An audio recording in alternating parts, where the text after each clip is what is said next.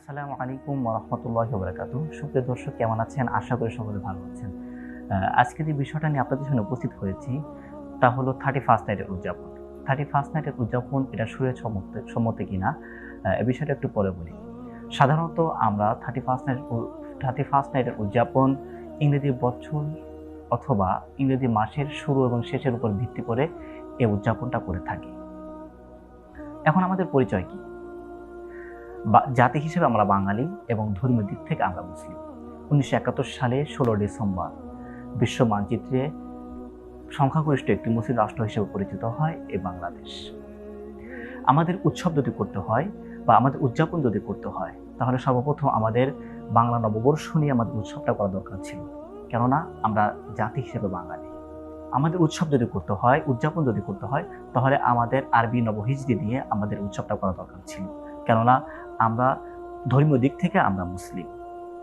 আজ আমরা আমাদের সংস্কৃতি, আমাদের সভ্যতা ভুলে গিয়ে ভিনদেশীদের সভ্যতা, ইহুদি খ্রিস্টানদের সভ্যতা, সংস্কৃতি নিয়ে আমরা উঠে পড়ে লেগেছি। এবার আসুন, আমাদের এ 31st নাইটের উদযাপন এটা শরীয়ত সম্মত কিনা।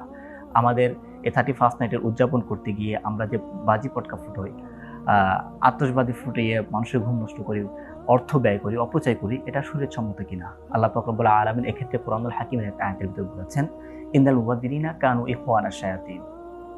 আল্লাহ পাক রব্বুল আলামিন অপচয়কারীকে শয়তানের ভাই হিসেবে আখ্যায়িত করেছেন। আমরা শুধুমাত্র তাদের সংস্কৃতিকে পালন করতে গিয়ে যত প্রকার অবৈধ কাজ, অপসংস্কৃতি যেগুলো আছে, সমস্ত কিছুর মধ্যে আজকে আমরা লিপ্ত হচ্ছি। যেমন ডিজে গান বাজিয়ে মানুষের ঘুম নষ্ট করা থেকে শুরু করে আতশবাজি ফুটিয়ে মানুষের সংরক্ষিত মালে আগুন লাগিয়ে দেওয়া, এমনকি নর্তকী এনে নাচ ডান্স করার মতো জঘন্য কাজে আমরা লিপ্ত হচ্ছি, শুধুমাত্র তাদের সংস্কৃতি, ভিনদেশীদের, ইহুদি খ্রিস্টানদের সংস্কৃতিকে অবলম্বন করার জন্য। আমাদের যদি সুস্থ সমাজ গড়তে হয়, আমাদের যদি কুলুষিত মুক্ত সমাজ যদি আমাদের করতে হয়, তাহলে আমাদের সকলে একটা ঐক্যবদ্ধ সিদ্ধান্ত গ্রহণ করতে হবে যে আমরা এ সমস্ত অপসংস্কৃতি এবং এ সমস্ত অবৈধ কাজ থেকে নিজেরা বিরত থাকব, অপরকে বিরত রাখবো। তাহলে আমাদের সমাজ কলুষিত মুক্ত হবে, আমাদের সমাজ সুস্থ হবে, আমাদের সমাজ অন্ধকার থেকে আলোর দিকে বেরিয়ে আসবে। তাই আসুন, আমরা সকলে ঐক্যবদ্ধ হয়ে একটা সিদ্ধান্ত গ্রহণ করি, আমরা এই সমস্ত অপসংস্কৃত অবৈধ কাজে লিপ্ত হব না এবং অপরকে এই সমস্ত কাজ থেকে বাধা প্রদান করব।